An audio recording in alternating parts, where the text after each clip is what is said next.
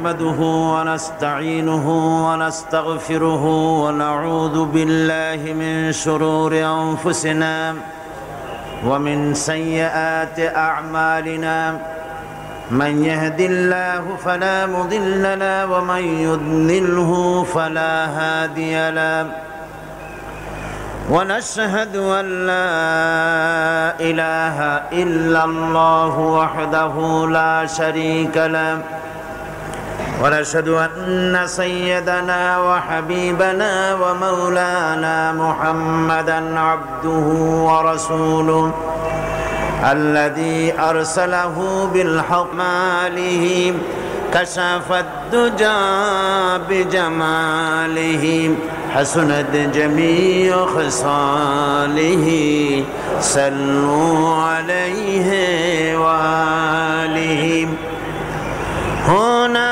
ये फूल तो बुलबुल का तरन्नुम भी न हो चमने दहर में कलियों का तबस्सुम भी न हो बलगल उलम बिकमालिही कशफत दुजा बिजमालिही हसनत जमीअ खसालिही सल्लु अलैहि व आलिही नसीमा जानबे बतहा गुजर कुन ज़हवालम मुहम्मद रा खबर कुन बलगल उलम बिकमालिही कशफत दुजा बिजमालिही हसनत जमीअ खसालिही सल्लु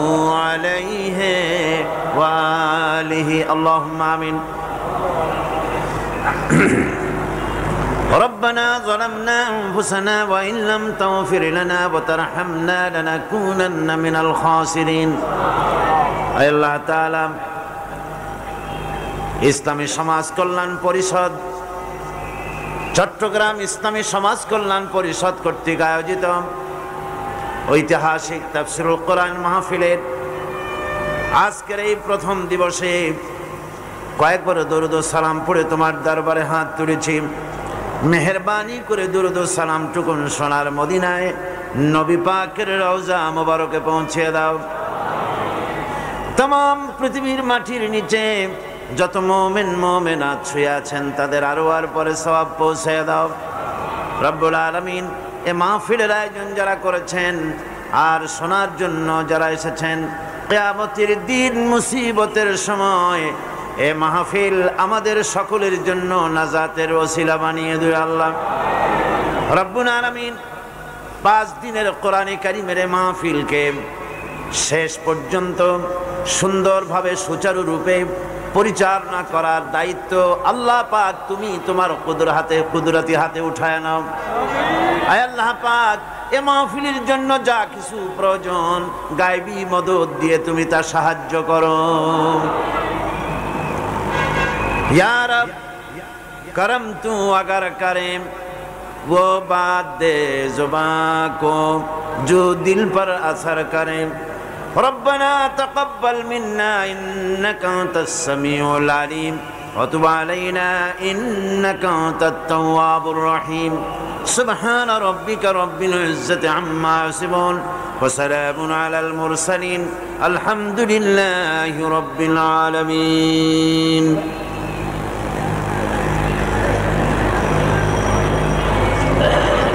সম্মানিত সভাপতি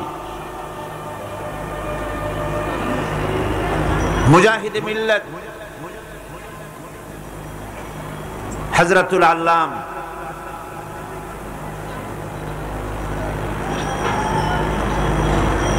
শেখুল হাদিস মুফাসসির কুরআন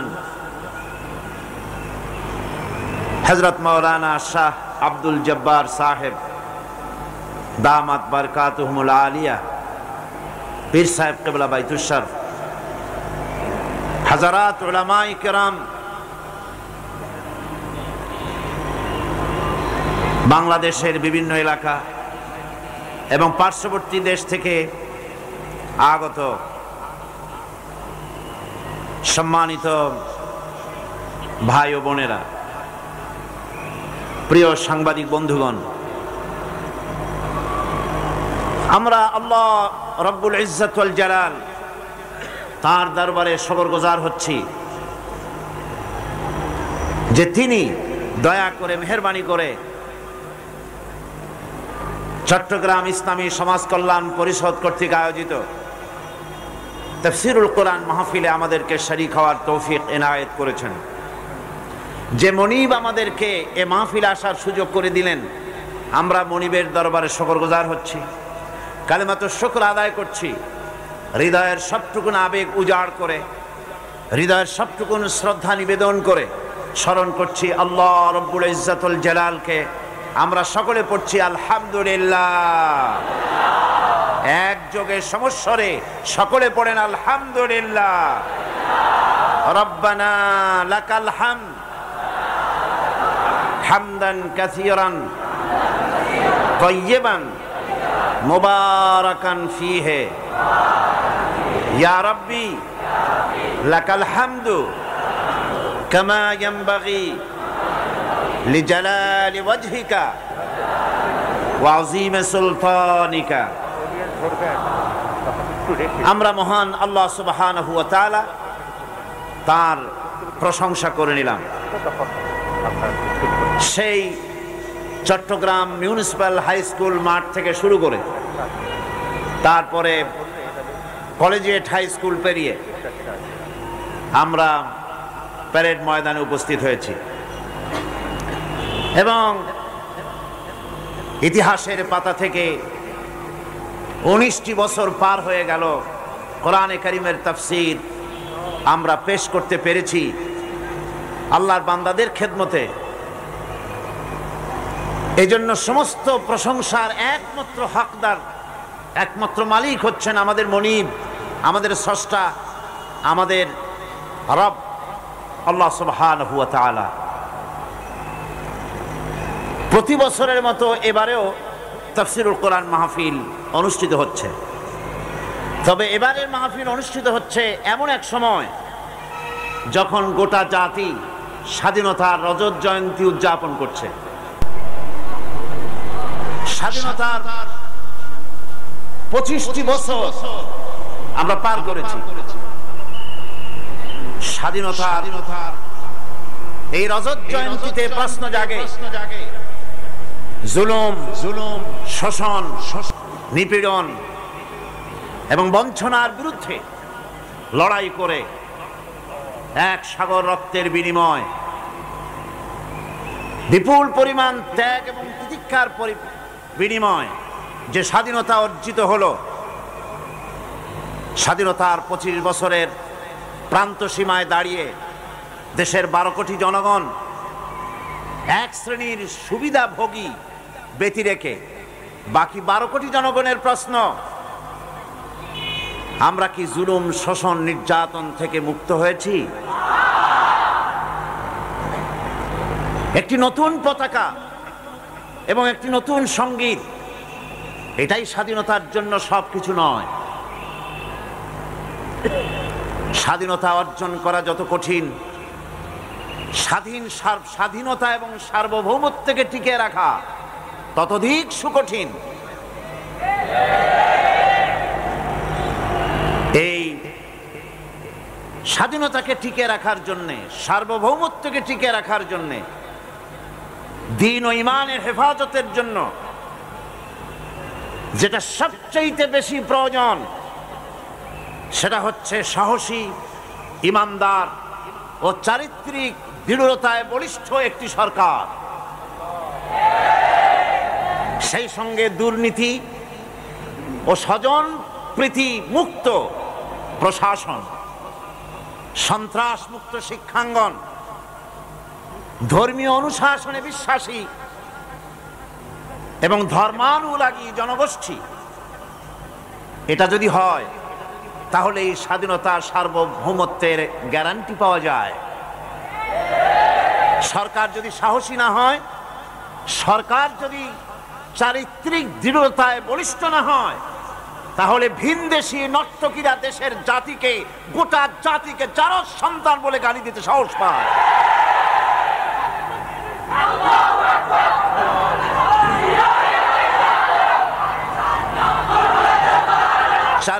চারিত্রিক দৃঢ়তা, ইমানি বলিষ্ঠতা যদি না থাকে, তাহলে ভিনদেশী অফিসার দেশের জাদুঘরের দরজা লাথি মেরে ভাঙার সাহস পায়। সুতরাং চারিত্রিক বলিষ্ঠতা, ইমানি যোগ্যতা, দুর্নীতি এবং স্বজনপ্রীতি মুক্ত প্রশাসন, সন্ত্রাস মুক্ত শিক্ষাঙ্গন, ধর্মীয় অনুশাসনে বিশ্বাসী জনগোষ্ঠী উপহার দিতে পারে কেবলমাত্র শুধুমাত্র আল কোরআন, কোরআন ছাড়ার কিছুই না।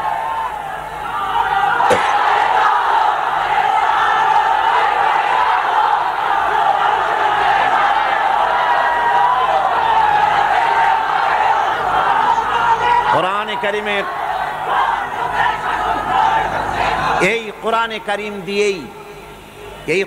কারিম দিয়েই বিশ্বনবী সরওয়ারে কায়নাত, বিশ্বের সর্বকালের সকল যুগের একমাত্র বিশ্বস্ত বন্ধু, একমাত্র মহান নেতা জনাবে মুহাম্মদ রাসূলুল্লাহ সাল্লাল্লাহু আলাইহি ওয়াসাল্লাম এই কোরআনে কারিমের মাধ্যমে একটা জাতির পরিবর্তন এনেছিলেন, বিশ্বের ভিতরে রেডিক্যাল চেঞ্জ এনেছিলেন। আপনারা বিশ্বাস করুন, আমি হৃদয়ের সবটুকুন বিশ্বাস নিয়ে কথা বলছি। পৃথিবীর মানব রচিত কোনো মতবাদ দিয়ে পৃথিবীর মানুষের জন্য কোনো কল্যাণ বয়ে আসবে না। জাতি সুখ এবং সমৃদ্ধি দেখতে পাবে না। গোলামীর জাতি হয়ে চিরকাল কাটাতে হবে, পরের রক্তচক্ষু দেখে ভয়তে কাতর হয়ে পড়তে হবে। যদি বলিষ্ঠতা নিয়ে মাথা উঁচু করে আমরা দাঁড়াতে চাই দুনিয়ার মাঝে, অর্থনৈতিক প্রবৃদ্ধি, গণতন্ত্রের প্রাতিষ্ঠানিক রূপায়ণ, দেশের সুখ এবং সমৃদ্ধি যদি আমরা কামনা করি, তাহলে কোরআনে কারীম প্রবর্তিত একটি সমাজ ছাড়া অন্য কোনো পথে তা সম্ভব নয়। একথা সরকার, জাতি যত তাড়াতাড়ি বুঝবেন, তত তাড়াতাড়ি দেশ এবং জাতির জন্য কল্যাণ হবে, মঙ্গল হবে। এই কথাটুকু আমি আজকের বক্তব্যে আমার ভূমিকা স্বরূপ আপনাদের সামনে পেশ করলাম। এখন এগিয়ে যাচ্ছি কোরআনে কারীমের আলোচনার দিকে। তবে আমি আগেই বলে নেই, আমার ভাণ্ড একেবারেই খালি। সুবহানাকা লা ইলমা লানা ইল্লা মা আল্লামতানা। ঢোল চেনেন তো? ঢোল, ঢোলে যদি আওয়াজ দেওয়া হয়, ঢোলে যদি বাড়ি মারা হয়, অনেক দূর থেকে শোনা যাবে, মনে হবে এত আওয়াজ, ভিতরে না জানি কি। যখন পর্দাটা ছেঁড়া হবে দেখা যাবে ভেতরে শূন্য। সুতরাং আমি এক শূন্য ব্যক্তি, আল্লাহ পাকের রহমত ছাড়া আমার কাছে কিছুই নাই। আল্লাহ সুবহানাহু ওয়া তাআলা তিনি যদি দয়া করেন, তাহলে কোরআনে কারীমের কিছু কথা তার বান্দাদের সামনে পেশ করার জন্য চেষ্টা করব। যদি মাবুদ আমার প্রতি, তার গোলামের প্রতি অনুগ্রহ করেন, করুণা করেন, তিনি যদি দয়া করেন। আলাইহি তাওয়াক্কালতু ওয়া ইলাইহি উনীব। বন্ধুগণ, কোরআন আমাদের জন্য সম্পদ। কোরআনের চাইতে শ্রেষ্ঠ সম্পদ এই পৃথিবীতে আল্লাহ পাক আর কিচ্ছু দেন নাই। গোটা বিশ্ববাসীর জন্য আল্লাহ পাকের পক্ষ থেকে শ্রেষ্ঠ নিয়ামত কোরআন। আমি বলি, কোরআন হচ্ছে মহাবিশ্বের মহাবিস্ময়। এত বড় আশ্চর্যজনক কিতাব এই পৃথিবীতে আর আসে নাই। বান্দাকে হেদায়েত করার জন্য আল্লাহ রাব্বুল আলামিন কোরআনের মধ্যে সব বলে দিয়েছেন, নতুন করে কিচ্ছু বলার দরকার নাই। আর আল্লাহ পাকের পক্ষ থেকে নতুন একটি আয়াত, একটি শব্দ, একটি লফজ, একটি অক্ষর হেদায়েতের জন্য মানুষের কাছে আর আসবে না। চূড়ান্ত, মুকাম্মাল, কমপ্লিট হয়ে গিয়েছে কোরআন নাজিল করে। এই জন্য কোরআনে কারীম সম্পর্কে আল্লাহর হাবিব জনাবে মুহাম্মদুর রাসূলুল্লাহ সাল্লাল্লাহু আলাইহি ওয়াসাল্লাম বলেছেন, খায়রুকুম মান তাআল্লামাল কুরআনা ওয়া আল্লামাহু। নবীজি বলেছেন, তোমাদের মধ্যে উত্তম সেই ব্যক্তি যে ব্যক্তি নিজে কোরআন শেখে আর অপরকে শেখায়, সেই হচ্ছে উত্তম ব্যক্তি। যেহেতু কোরআন পড়ে মানুষের ব্যক্তি, পরিবার, সমাজ ও রাষ্ট্রের মধ্যে বড় রকমের পরিবর্তন আনয়নের জন্য কোরআনের বিকল্প কিছুই নাই। এই জন্য কোরআন যারা আছে, কোরআন যে বোঝে আর আল্লাহর রহমত যদি থাকে, তাহলে কোরআন এর মাধ্যমে সে হেদায়েত পেয়ে যায়। আর কোরআন যার কাছে নাই, তার সম্পর্কে বলা হয়েছে আন ইবনে আব্বাস রাদিয়াল্লাহু তাআলা আনহু আন্নাহু قال قال رسول الله صلى الله عليه وسلم إن الذي ليس في جوفه شيء من القرآن كالبيت الخريب صدق النبي صلى الله عليه وسلم। হুজুর বলেছেন, যেই সিনার ভেতরে, যেই স্মৃতির ভেতরে কোরআন নাই, সেই দেহটা একটা পোড়ো বাড়ির মতো, সেটা একটা বিরান বাড়ির মতো। বিরান বাড়িতে যা কিছু থাকে, কোরআন শূন্য দেহের মধ্যে, কোরআন শূন্য স্মৃতিওয়ালা লোকের মধ্যে তাই থাকে। অর্থাৎ তার মধ্যে খোদাভীতি থাকে না, চরিত্র থাকে না, ঈমান থাকে না, কিছুই থাকে না। সুতরাং কোরআন হচ্ছে মূল, ফাউন্ডেশন, কোরআন হচ্ছে ভিত্তি। এই কোরআনকে যদি জাতি বুঝতে পারে, এর উপরে যদি আমল করতে পারে, তাহলেই তাদের জন্য কল্যাণ বয়ে আসবে। আমি আপনাদের সামনে আলোচনা করতে চাই আমাদের হযরত পীর সাহেব কেবলা যে আলোচনা শুরু করেছিলেন, শেষ করতে পারেন নাই। আমি সেখান থেকেই শুরু করি। তাহলে তিনি এমন একটা সূরার কথা এখানে আলোচনা করেছেন, যেই সূরা হচ্ছে কোরআনে কারিমে যা আছে ওই সূরাটার মধ্যে তাই আছে। সুবহানাল্লাহ কইতে ইচ্ছা করলো না? 30 পারা কোরআন শরীফের মধ্যে যা আছে সূরা ফাতিহার মধ্যে তাই আছে। সুতরাং এই সূরা ফাতিহা আসুন আলোচনা করে দেখি কি মধু আল্লাহ পাকের মধ্যে রেখেছেন। 30 পারা কোরআন শরীফে যা আছে তাই সূরা ফাতিহা। সুবহানাল্লাহ, সুবহানাল্লাহ বিহামদিহি। আসুন আগে আমরা তেলাওয়াতটা করি, পড়েন আমার সাথে। আউযু বিল্লাহি মিনাশ শাইতানির রাজীম। বিসমিল্লাহির রাহমানির রহিম। আলহামদুলিল্লাহি রাব্বিল আলামিন। সবাই পড়েন আলহামদুলিল্লাহি রাব্বিল আলামিন আর রহমানির রহিম মালিকি ইয়াউমিদ্দিন ইয়্যাকা না'বুদু ওয়া ইয়্যাকা নাস্তাঈন ইহদিনাস সিরাতাল মুস্তাকিম সিরাতাল লাযীনা আন'আমতা আলাইহিম গায়রিল মাগদুবি আলাইহিম ওয়ালাদ-দাল্লিন। আমিন। সূরা ফাতিহা কোরআনে কারীমের সর্বপ্রথম একটি পূর্ণাঙ্গ সূরা, যেটি সেই সূরাটির নাম হচ্ছে সূরা ফাতিহা। এর আগে যত সূরা নাজিল হয়েছে রাসূল করিম সাল্লাল্লাহু আলাইহি সাল্লামের কাছে, তা ছিল 10 আয়াত, 20 আয়াত, 30 আয়াত, এরকম করে করে। কিন্তু পূর্ণাঙ্গ সূরা হিসাবে হুজুরের কাছে প্রথম যে সূরাটি নাজিল হয়, সেই সূরাটির নাম হচ্ছে সূরা ফাতিহা। আর ফাতিহা এটা গ্রন্থের প্রারম্ভিকা হিসাবে রাখা হয়েছে বলে এই সূরাটির নাম হচ্ছে আল ফাতিহা, সূরাতুল ফাতিহা অথবা ফাতিহাতুল কিতাব। যার সাহায্যে কোনো জিনিসকে উদ্বোধন করা হয়, শুরু করা হয়, সেটার নাম হচ্ছে ফাতিহা। সূরা ফাতিহার একটা নাম না, বরং এর অনেকগুলি নাম আছে। সূরা ফাতিহার কম বেশি 22টি নাম পাওয়া যায়। আবার তাফসিরে রুহুল মানিতে এর 40টি নাম বলা হয়েছে। সূরা ফাতিহা অত্যন্ত ফজিলতপূর্ণ একটি সূরা, বরকতপূর্ণ সূরা। এই সূরাটির এক নাম হচ্ছে ফাতিহাতুল কিতাব, মানে হচ্ছে কোরআন কুঞ্জিকা, কোরআনের চাবি অথবা কোরআন প্রারম্ভিকা। এটাকে বলা হয়েছে উম্মুল কিতাব। কোরআনের কিতাবের মা।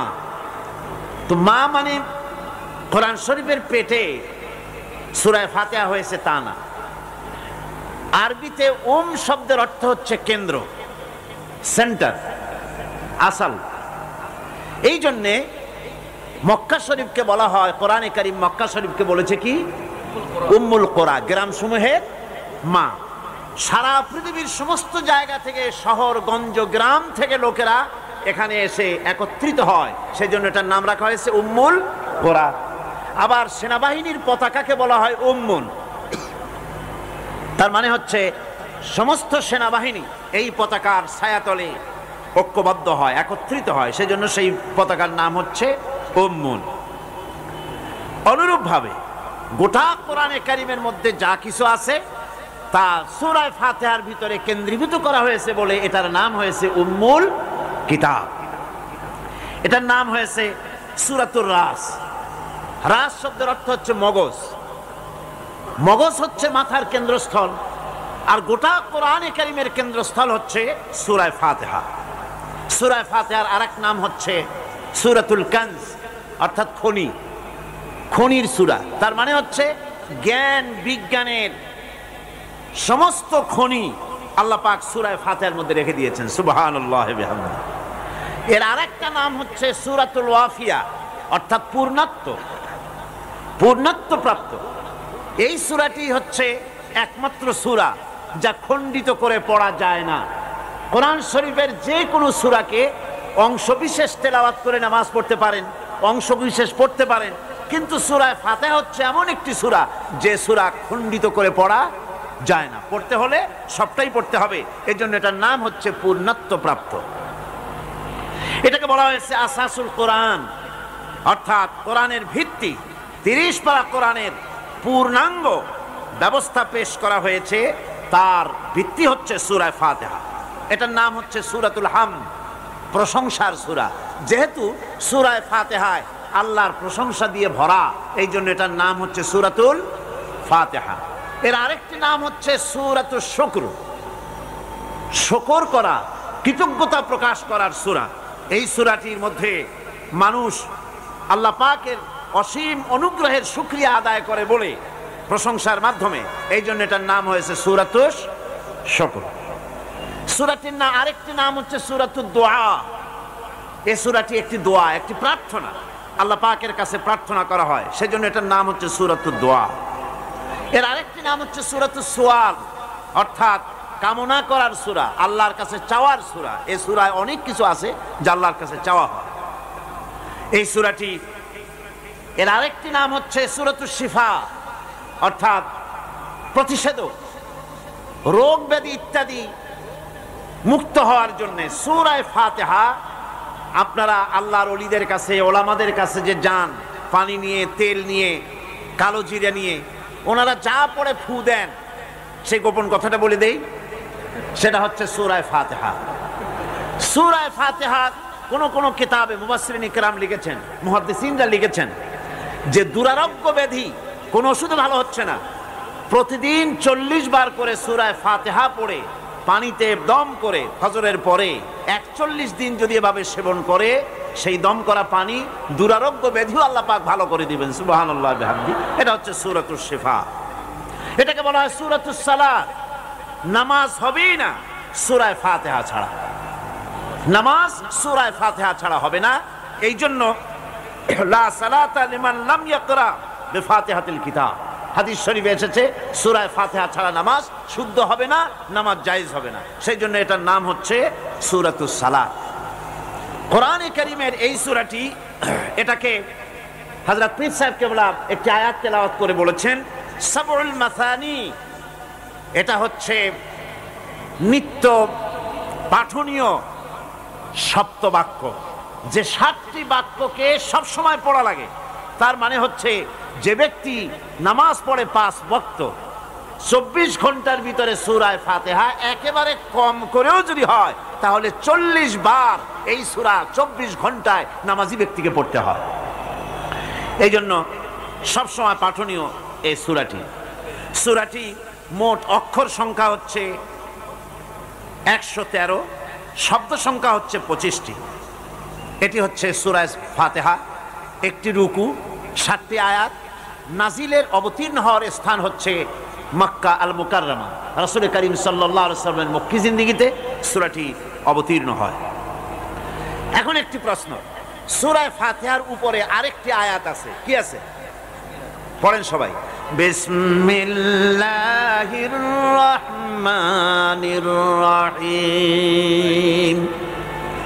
স্বাভাবিকভাবেই প্রশ্ন ওঠে যে বিসমিল্লাহির রহমানির রহিম সূরা ফাতিহার পূর্বে যে লাগানো হয়েছে, এটা সূরা ফাতিহার আয়াত কিনা, সূরা ফাতিহার অংশ কিনা? এর উত্তরে বলা যায়, কোন কোন সাহাবী, কিছু সংখ্যক সাহাবায়ে কেরাম রিদওয়ানুল্লাহ তাআলা আলাইহিম আজমাইন, তারা মনে করতেন যে সূরা ফাতিহার অংশ হচ্ছে বিসমিল্লাহির রহমানির রহিম। এমনকি ইমাম শাফি রহমতুল্লাহ আলাইহি তিনিও এই ধারণা পোষণ করতেন। ইমাম আলুসি রহমতুল্লাহ আলাইহি তার তাফসিরের ভিতরে তিনি এ বিষয়ে বিভিন্ন ধরনের 10টি মত পেশ করেছেন। ইমাম রাজি রহমতুল্লাহ আলাইহি তার তাফসিরের ভিতরে 16টি যুক্তিধারা পেশ করেছেন বিসমিল্লাহকে সূরা ফাতিহার আয়াত হিসেবে। কিন্তু ইমাম আলুসি রহমতুল্লাহ আলাইহি তিনি বহু প্রমাণ দিয়ে, দলিল দিয়ে প্রমাণ করেছেন যে এটি সূরা ফাতিহার আয়াত নয়, এটি বিচ্ছিন্ন আরেকটি আয়াত, যা কোরআনে কারীমের মধ্যে সূরা আন-নামলের ভিতরে আল্লাহ রাব্বুল আলামিন এটাকে উল্লেখ করেছেন। সুতরাং সূরা ফাতিহার অংশ এটি নয়। অবশ্য সূরা তাওবায় প্রত্যেক সূরায় যে বিসমিল্লাহ লাগানো হয়েছে, এটা আল্লাহ পাকের হুকুমে। কার হুকুমে লাগানো হয়েছে? আল্লাহ পাকের হুকুম অনুযায়ী প্রতিটি সূরার প্রথমে বিসমিল্লাহির রহমানির রহিম লাগানো হয়েছে, ব্যতিক্রম শুধু সূরা তাওবা। একজন মানুষকে যদি কোরআনে কারীমকে খতম করতে হয়, তো একেবারে পুরাপুরি 114 বার বিসমিল্লাহির রহমানির রহিম পড়তে হয়। এই বিসমিল্লাহির রহমানির রহিম যখন প্রথম নাজিল হয় কোরআন, তখন আল্লাহ রাব্বুল আলামিন এভাবে নাজিল করেছিলেন, ইকরা বিসমি রাব্বিকাল্লাযী খালাক, পড়ো তোমার রবের নামে। তো রবের নাম নিয়ে পড়া হচ্ছিল। এরপরে সেটা কি? সেটা এসে গেল বিসমিল্লাহির রহমানির রহিম। বিসমিল্লাহির রহমানির রহিম আল্লাহ পাকের নির্দেশ অনুযায়ী প্রত্যেক সূরার ভেতরে, প্রত্যেক সূরার প্রথমে আল্লাহ পাক এটাকে লাগিয়ে দেওয়ার ব্যবস্থা করলেন। এটি একটি অতীব বরকতপূর্ণ সূরা, বরকতপূর্ণ আয়াত। দ্বীন এবং শরীয়তের যে অপূর্ব নিয়ামত কোরআনে কারীম আল্লাহ পাক আমাদের দান করেছেন, বিসমিল্লাহ পড়ার অর্থই হচ্ছে তাই যে পরম করুণাময়, যিনি দাতা এবং দয়ালু, তার নামে শুরু করছি। তার মানে হলো এই কোরআন হচ্ছে সর্বশ্রেষ্ঠ নিয়ামত। এই নিয়ামত যিনি দিয়েছেন তার নাম নিয়ে শুরু করার জন্যই বিসমিল্লাহির রহমানির রহিম বলতে বলা হয়েছে। রাসূল করিম সাল্লাল্লাহু আলাইহি ওয়াসাল্লাম বলেছেন, কুল্লু আমরিন যিবালিন লাম ইউবদা ফীহি বিসমিল্লাহ ফাহুয়া আবতার। অর্থাৎ যে কোনো বৈধ কাজের শুরুতে যদি বিসমিল্লাহ বলা না হয়, তাহলে তা বরকত শূন্য হয়ে যায়, তার মধ্যে বরকত থাকে না। বর্তমানে আমাদের দেশে এক শ্রেণীর লোকেরা এই বিসমিল্লাহির রহমানির রহিমকে অনুবাদ করার এক কুপ্রথা চালাবার অপপ্রচেষ্টা চালাচ্ছে। অনুবাদে দোষ কিছু নাই, অনুবাদে দোষ কিছু নাই। কোরআনে কারীম বোঝার জন্য খুব ভালো করে লক্ষ্য করবেন, কোরআনে কারীম বোঝার জন্য যে কোনো ভাষার আশ্রয় আপনি গ্রহণ করতে পারেন। আপনি ইংরেজিতে বুঝুন, আপনি উর্দুতে বুঝুন, আপনি আরবিতে বুঝুন, আপনি বাংলায় বুঝুন, কোনো আপত্তি নাই। কোরআন আপনি যে কোনো ভাষায় বুঝতে পারবেন। কিন্তু যখন কোরআন তেলাওয়াত করবেন, তখন আরবিতেই তেলাওয়াত করতে হবে, অন্য কোনো ভাষায় তেলাওয়াত করা জায়েজ নাই। কোরআনে কারীম যে আল্লাহ পাক হেফাজত করেছেন, কোরআন হেফাজত করেছেন কে? আল্লাহ রাব্বুল আলামিন বলেন, ইন্না নাহনু নাযালনা যিকরা ওয়া ইন্না লাহু লাহাফিজুন। নিঃসন্দেহে কোরআন নাজিল করেছি আমি আল্লাহ, আর এর সংরক্ষণের সবটুকুন দায়িত্ব আমি আল্লাহ আবার নিজ হাতে গ্রহণ করেছি। কোরআনকে আল্লাহ হেফাজত করলেন। পৃথিবীর তাবৎ ধর্মগ্রন্থগুলি উল্টাপাল্টা হয়ে গেল। বেদ বলেন, বাইবেল বলেন, ত্রিপিটক বলেন, জিন্দাবিস্তা বলেন, সমস্ত ধর্মগ্রন্থ উলটপালট হয়ে গিয়েছে। এটার কোনো অস্তিত্ব নাই। বাইবেল সম্পর্কে চ্যালেঞ্জ করা হয়েছে গোটা বিশ্বকে। বর্তমান যুগে যে বাইবেল আছে, এই বাইবেলের ভেতরে আল্লাহর একটা ওয়ার্ড নাই, সব পাদ্রীদের বানানো শব্দ দিয়ে ভরে গেছে বাইবেল। কিন্তু কেউ তো এই চ্যালেঞ্জ করলো না যে কোরআন শরীফ আল্লাহ যা বলছিলেন উল্টোপাল্টা হইয়া মানুষের কথায় ভরে গেছে কোরআন শরীফ। এ কথা কেউ বলছে? বলতে পারবে না। কারণ হচ্ছে কেউ যদি বলে যে এটা মানুষের বানানো, এটা আল্লাহ যা বানাইছিলেন সেটা নাই, অথবা মূলতই এটা আল্লাহর না, এটা মানুষের বানানো, যদি কেউ বলে তাহলে তো লোকেরা তারে ঠেসে ধরবে, বলবে এটা যখন মানুষের বানানো, বেটা তুমিও তো একটা মানুষ, বানাও কোরআন শরীফ আমাদের সামনে দেখাই যাইতে হবে। পারবে বানাতে? পারবে না। আল্লাহরে অস্বীকার করতে পারে অনেকে, কিন্তু কোরআন আল্লাহর নয়, মানুষের বানানো, এই ধরনের বোকামি কথা কেউ বলে না। কোরআন যে আল্লাহ হেফাজত করলেন, তার মধ্যে যত উপকরণ আল্লাহ পাক ব্যবহার করেছেন, কোরআন হেফাজতের জন্য যতগুলি ব্যবস্থা আল্লাহ পাক নিয়েছেন, তার মধ্যে অন্যতম ব্যবস্থা হচ্ছে এই যে কোরআনে কারীমকে ভিন্ন কোনো ভাষায় পড়া যাবে না। বোঝার জন্য, আমি আবার বলি, বোঝার জন্য যে কোনো ভাষার আশ্রয় নেওয়া যাবে, কিন্তু তেলাওয়াত করার জন্য অন্য কোনো ভাষার আশ্রয় গ্রহণ করা যাবে না। পার্লামেন্টে যখন বাজেট পেশ করা হলো, অর্থমন্ত্রী তিনি বাজেট পেশ করলেন, শুরু করলেন পরম করুণাময় আল্লাহর নামে শুরু করছি, এভাবে উনি ওনার বাজেট বক্তব্য রাখলেন। বাজেটের উপরে আলোচনার সময় বরাদ্দ হলো ৩৯ ঘন্টা। সেই ৩৯ ঘন্টায় দলের অংশীদারিত্বের রেশিওর উপরে ভিত্তি করে আমি পেলাম 25 মিনিট। এই 25 মিনিট বাজেটের আলোচনায় আমি বললাম, মাননীয় অর্থমন্ত্রী একজন মুসলমান মানুষ, উনি কেন পরম করুণাময় আল্লাহর নামে শুরু করছি বললেন, উনি বিসমিল্লাহির রহমানির রহিম বলতে পারলেন না কেন? প্রশ্ন করলাম। আমি আলোচনা অগ্রগামী হলাম, আমি বলতে থাকলাম। আমি বললাম, অনুবাদ যদি করতে হয় তাহলে তো অনেক কিছুর অনুবাদই করা প্রয়োজন। দলের নাম পাল্টান, আপনারা যারা ক্ষমতায় আছেন, এটা ইংরেজি এবং আরবি মিলানো, নামগুলি সব পাল্টান, অনুবাদ করে বলেন। তা তো বলা হচ্ছে না, শুধু বিসমিল্লাহর বেলায় অনুবাদটা কেন করা হচ্ছে, এর কারণটা কি? কোরআনে কারীমের ১১৩টি সূরার ১১৪টি সূরার ১১৩টিতেই বিসমিল্লাহ আল্লাহ পাক শিরোনাম দিয়েছেন, আর ১১৪ আল্লাহ পুরো করেছেন সূরার নামলের ভেতরে আরেকবার বিসমিল্লাহির রহমানির রহিম বলে। আমাদের সংবিধানের দ্বিতীয় লাইন হচ্ছে বিসমিল্লাহির রহমানির রহিম। এই কথাটা আমরা কেন বলতে পারলাম না? আমরা তো অসংখ্য শব্দ ব্যবহার করি আমাদের বাংলা ভাষার মধ্যে। আমাদের বাংলা ভাষা হচ্ছে, আমি বলেছি পার্লামেন্টে, এটা সমুদ্রের মতো, অসংখ্য বিদেশি শব্দ, অবাঙালি শব্দ আমরা এর মধ্যে জায়গা করে দিয়েছি। যেমন ধর্মীয় ব্যাপারে নামাজ, রোজা, হজ, যাকাত,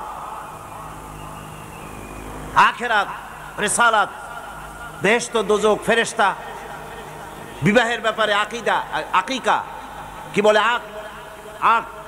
আকিকা, ওয়ালিমা, এই শব্দগুলি আমরা ব্যবহার করি কিনা বলেন? ব্যবহার করি কিনা?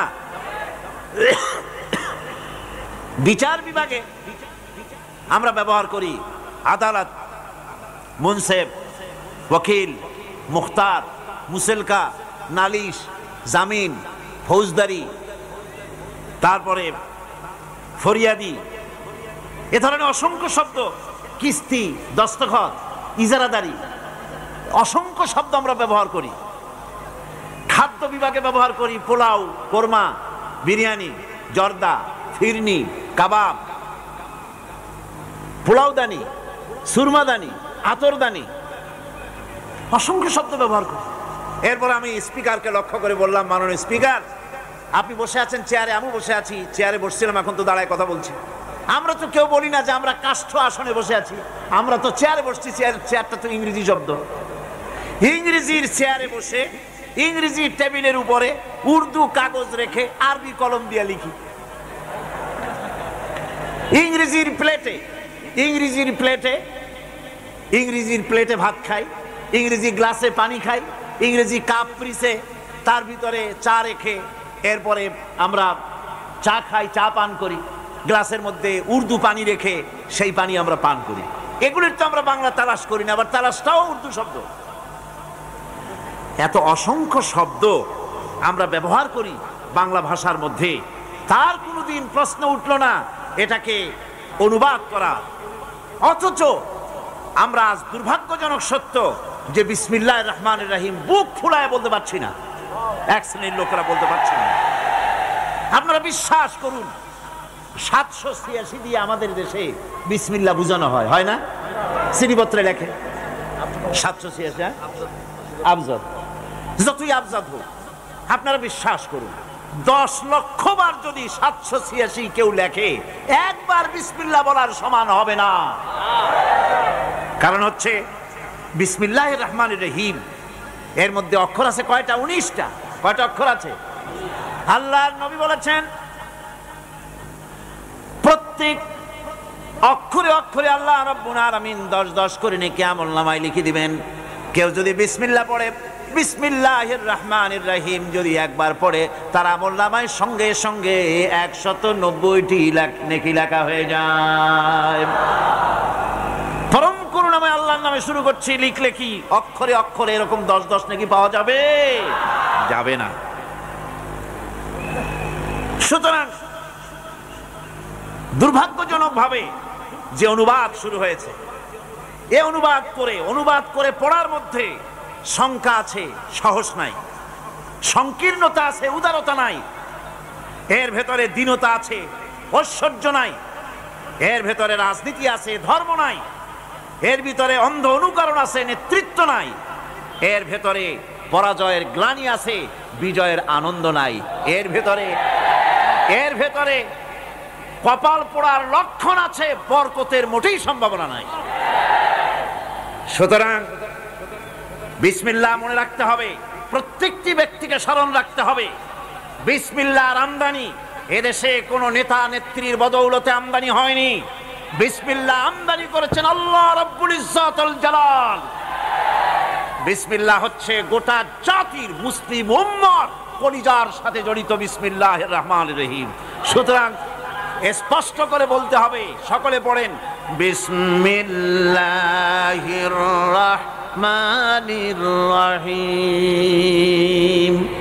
এক্ষুনি আমার আপনাদের সকলের আমলনামায় 190টি করে লেখি আমলনামায় লেখা হয়ে গেছে, আলহামদুলিল্লাহ ভাইরা আমার। সুতরাং বিসমিল্লাহ হচ্ছে কোন মুফাসসিরিন লিখেছেন গোটা কোরআন শরীফে যা আছে সূরা ফাতিহায় তাই আছে, আবার সূরা ফাতিহা যা আছে সবটা বিসমিল্লাহির রহমানির রহিমের ভিতরে আছে। এ যেন ছোট্ট একটি ঝিনুকের মধ্যে 7টি মহাসমুদ্রকে আল্লাহ পাক প্রবেশ করিয়ে দিয়েছেন। সুবহানাল্লাহ বিহামদিহি। আল্লাহ পাকের কি সুন্দর 3টি নামের মধ্যে আল্লাহ। কি নাম আছে এর মধ্যে? আল্লাহ। নাম আছে রহমান, নাম আছে রহিম। কেবলমাত্র হতভাগ্য যারা, তারাই জনসমক্ষে এসে আল্লাহ পাকের এই সুন্দর নামটি উচ্চারণ করতে পারে না। কেবলমাত্র হতভাগ্য যারা বক্তৃতার শুরুতে সালামু আলাইকুম ওয়া রাহমাতুল্লাহ আলাই, আসসালামু আলাইকুম ওয়া রাহমাতুল্লাহ এ কথা বলতে পারে না। সৌভাগ্যবানদের পক্ষেই সম্ভব। সুতরাং গোটা জাতিকে আল্লাহ পাক সৌভাগ্য দানে ধন্য করুন, আমরা বলি আমিন। শুরু হচ্ছে সূরা ফাতিহা। আলহামদুলিল্লাহি রাব্বিল আলামিন। সূরা ফাতিহা আমি বলি এটি যেন একটি অভিনন্দন পত্র। এটি কি? অভিনন্দন পত্র। বান্দা দিচ্ছে তার রবকে, রবের ভাষায় শেখানো অভিনন্দন পত্র বান্দা তার রবকে প্রকাশ করছেন, দিচ্ছেন। অভিনন্দন পত্রে 3টা জিনিস থাকে, আপনারা লক্ষ্য করে শুনলে বুঝতে পারবেন ইনশাআল্লাহ।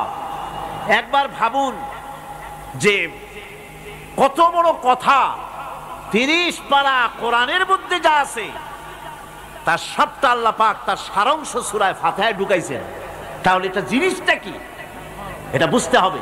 এবং সেই ধরনের অন্তর নিয়ে, মন নিয়ে বসতে হবে আর বুঝতে চেষ্টা করতে হবে। আমি ধীরে ধীরে আপনাদের সামনে পেশ করব ইনশাআল্লাহ, বিইজনিল্লাহ, বিমাশিয়াতিল্লাহ, বিফদলিল্লাহ।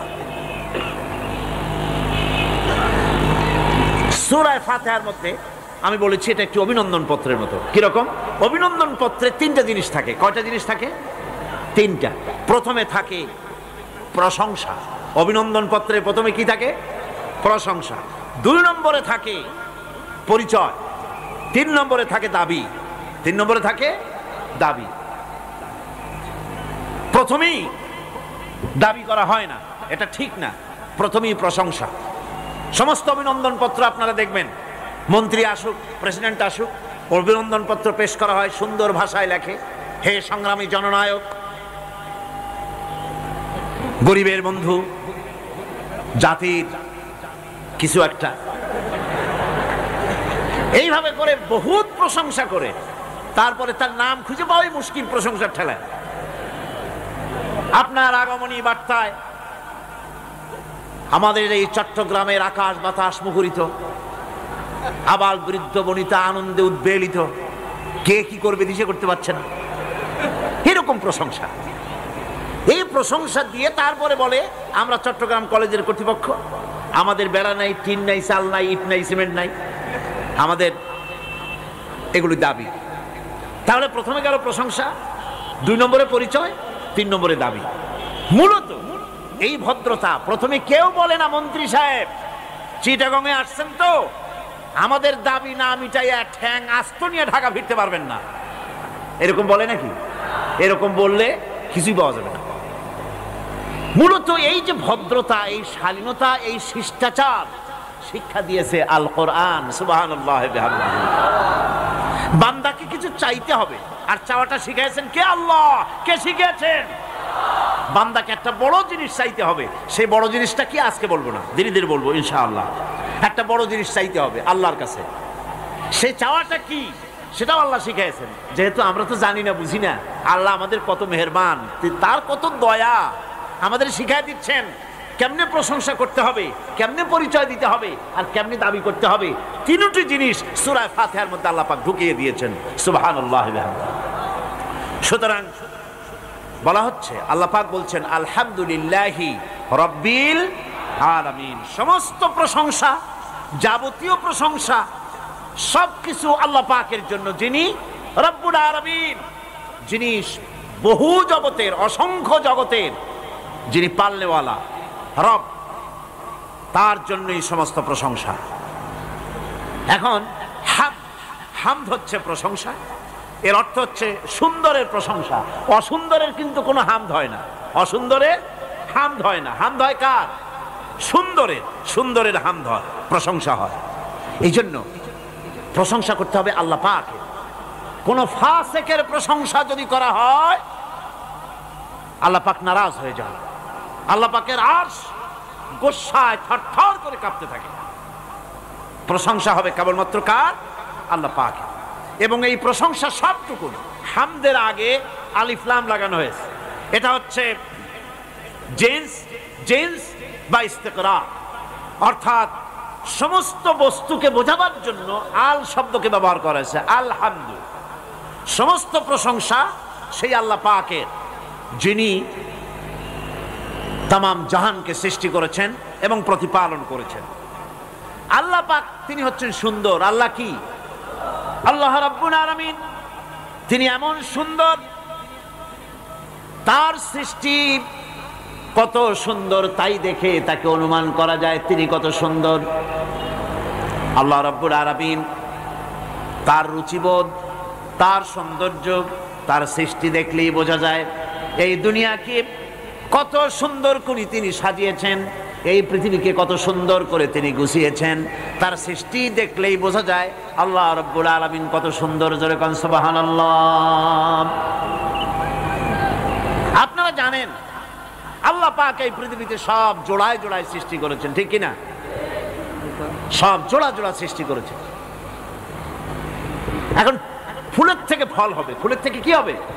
ফল তৈরি হবে। খুব ভালো করে বোঝেন, ফুলের থেকে ফল হবে। এখন এজন্য স্ত্রী জাতীয় ফুল এবং পুরুষ জাতীয় ফুলের সংমিশ্রণ হতে হবে। ফুলেরা তো হাঁটতে পারে না, ফুলেরা তো চলতে পারে না, এই কাজটা করবে কে? এই ক্রসের জন্য, এই মিলনের জন্য পুং কেশরকে স্ত্রী কেশরে নিয়ে এই মিলন ঘটাবার জন্য আল্লাহ পাকের রুচি দেখুন, তার সৌন্দর্য বোধ দেখুন। শুধু একটা দৃষ্টান্ত দেব, বেশি দেব না, একটা দৃষ্টান্ত দিচ্ছি। তার রুচিবোধ, তার সৌন্দর্যবোধ, তার শৈল্পিক নান্দনিক সৌন্দর্যবোধ, কত প্রশংসা! কিয়ামত পর্যন্ত প্রশংসা করে শেষ করা যাবে না। ফুলের পুং কেশরকে স্ত্রী কেশরে পৌঁছে দেওয়ার জন্য আল্লাহ এই দায়িত্বটা তেলাপোকাকেও দিতে পারতেন। পারতেন কিনা? তেলাপোকা চেনেন না? চেনেন না? চেনেন কিনা? তেলাপোকাকে এই দায়িত্ব দিতে পারতেন, আরশোলাকে এই দায়িত্বটা দিতে পারতেন। কিন্তু আল্লাহ পাক তার সৌন্দর্যবোধ এবং রুচিবোধের কারণে ফুলের মতো এত সুন্দর জিনিসের উপরে তেলাপোকা আরশোলা চড়ুক আল্লাহ পাক পছন্দ করেন নাই।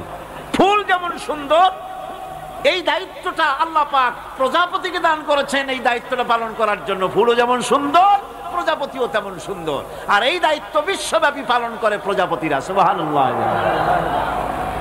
সুতরাং প্রশংসা হবে সুন্দরের, সেই সুন্দর যিনি আল্লাহ রাব্বুল আলামিন, তার যাবতীয় প্রশংসা সেই আল্লাহ পাক। এখন মানুষের জন্য আল্লাহকে চেনার পথ কি? আলহামদুলিল্লাহ, প্রশংসা করছি কার? আল্লাহর। জোরে বলেন সকলে, কার করছি? আল্লাহ পাকের প্রশংসা করছি। এখন আল্লাহকে চেনার পথ কি?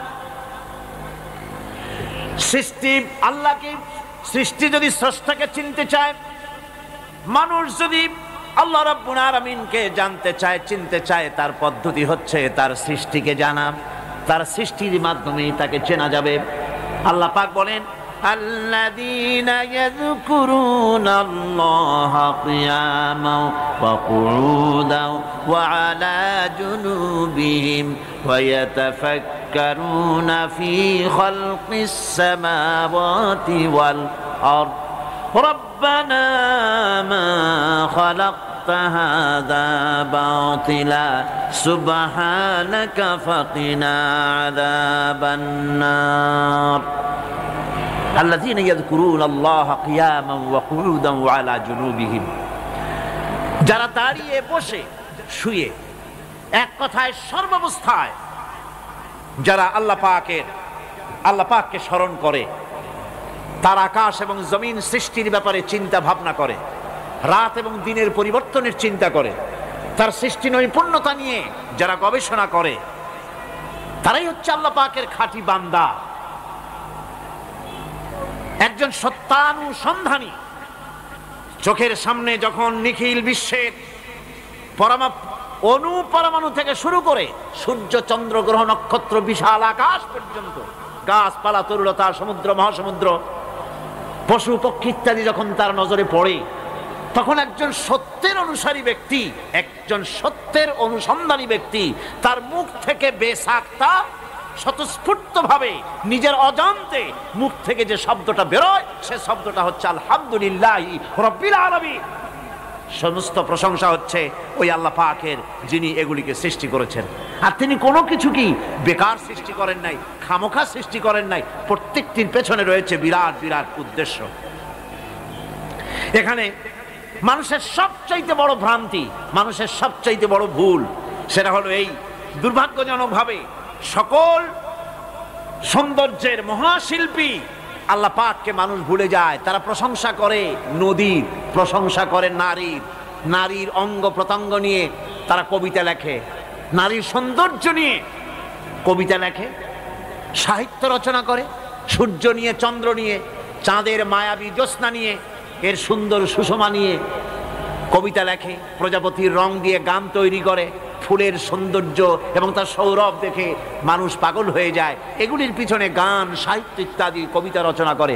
কিন্তু এই সৌন্দর্য যিনি সৃষ্টি করেছেন সে আল্লাহ পাককে বেমালুম ভুলে যায়। সেই জন্যে স্রষ্টার প্রশংসা করতে হবে।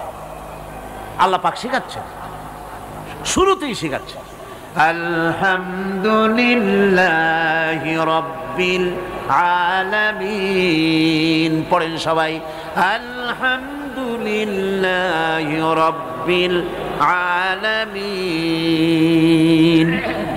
এখানে আল্লাহ, প্রশংসা কার বলুন? কার? আল্লাহ নয়, আল্লাহ, আল্লাহ পাকের প্রশংসা। আল্লাহ হচ্ছে ইসমে জাত। আল্লাহ কি? ইসমে জাত। কোন ধরনের অনুবাদ দিয়ে আল্লাহ শব্দের ব্যাখ্যা বুঝানো যাবে না। আল্লাহ এটাকে যদি সৃষ্টিকর্তা লেখা হয় তাহলে আল্লাহ শব্দের হক আদায় হবে? সৃষ্টিকর্তা বলতে তো বুঝাই যায়, তা তো আছে খালেক, সৃষ্টিকর্তা। এই জন্য আল্লাহ পাকের একটা সিফাতি নাম আছে না? সে নাম কি? খালেক। আল্লাহ এটাকে কোনো অনুবাদ দিয়ে সৃষ্টিকর্তা বলে বোঝানো যাবে না। আল্লাহ হচ্ছেন এমন, পৃথিবীতে যত ধর্মের লোকেরা তাদের স্রষ্টাকে ডাকে, কেউ বলে ভগবান, কেউ বলে ঈশ্বর, কেউ বলে পরমেশ্বর, কেউ বলে বিধাতা, কেউ বলে গড, কেউ বলে জিহোবা। বলেন এরকম? কথা না বললে বুঝি কি বলে? এর প্রত্যেকটি শব্দের প্রতিশব্দে স্ত্রীলিঙ্গে অন্য শব্দ আসবে। ভগবান বললে কি হবে? ভগবতী। ঈশ্বর বললে ঈশ্বরী। পরমেশ্বর বললে পরমেশ্বরী। বিধাতা বললে বিধাত্রী। গড বললে গডেজ আসবে। এখন গড আরো বেকায়দা। গডটারে যদি উল্টায় দেন এমন সর্বনাশ হবে যা বলার মতো না। আর এই শব্দ দিয়েও বোঝার উপায় নাই যে তারা কি বলতে চায়। শব্দকে খণ্ডিত যদি করা হয় তাও বোঝা যাবে না যে কি বলতে চায়। অথচ আল্লাহ পাক হচ্ছেন, আল্লাহ পাকের নাম হচ্ছে এমন একটি নাম, আমাকে যদি কেউ বলে যে অন্য কোনো ব্যাখ্যা চাই না, আল্লাহ দিয়ে আল্লাহরে বুঝায় দেন, তো আল্লাহ দিয়ে আল্লাহরে বুঝানো যাবে। এরকম কোরআনে কারিমের মধ্যে আল্লাহ আয়াতে কারিমা সেট করে রেখেছেন। সুবহানাল্লাহ। যদি আপনারা বলেন আমাকে যে আল্লাহ দিয়ে আল্লাহর পরিচয় করায় দেন, তো আমি বলবো আল্লাহ রাব্বুল আলামিন কোরআনে কারিমের মধ্যে বলেছেন, আল্লাহু লা ইলাহা ইল্লা হুয়াল হাইয়ুল কাইয়্যুম। কোন সূরায় আছে? কোন আয়াতে? আয়াতুল কুরসি। পড়তে ইচ্ছা করে না? পড়েন আমার সাথে। আল্লাহু লা ইলাহা ইল্লা হুয়াল হাইয়ুল কাইয়্যুম। আল্লাহ হচ্ছেন তিনি যিনি ছাড়া কোনো উপাস্য নাই, কোনো ইলাহা নাই, কোনো মাবুদ নাই, যিনি ছাড়া আর কোনো ইবাদতের মালিক নাই, আর যিনি হচ্ছেন সদা জাগ্রত চিরঞ্জীব, সার্বভৌমত্বের একচ্ছত্র মালিক, যিনি সদা জাগ্রত চিরঞ্জীব, তিনি হচ্ছেন আল্লাহ। এখন কেউ যদি বলেন আল্লাহ অক্ষর কি, এক একটা অক্ষর বাদ দিয়া আল্লাহরে চিনায় দেন, তাও চিনানো যাবে। আল্লাহর প্রথম অক্ষর যদি বাদ দেন কি থাকবে? কোরআনে কারীম বলছে তা দিয়েও বোঝা যাবে। লিল্লাহি মা ফিস সামাওয়াতি ওয়া মা ফিল আরদ। আল্লাহ হচ্ছেন তিনি যার জন্য আকাশ আর জমিন, আকাশ এবং জমিনের একচ্ছত্র মালিক। এর মাঝখানে যা কিছু আছে সব কিছুর মালিকানা যার হাতের মুঠায়, তিনি আমার আল্লাহ। তিনি কে? আল্লাহ। এরপরে যদি বলেন আর একটা নাম ছেড়ে দেন, আলিফ সাল্লাম, একটা নাম ছেড়ে দিলাম, তাহলে কি থাকলো? লাহ থাকলো, দুইটা অক্ষর থাকলো লাহু। এই লাহু দিয়েও আল্লাহ রব্বুল আলামিনের সিফাতকে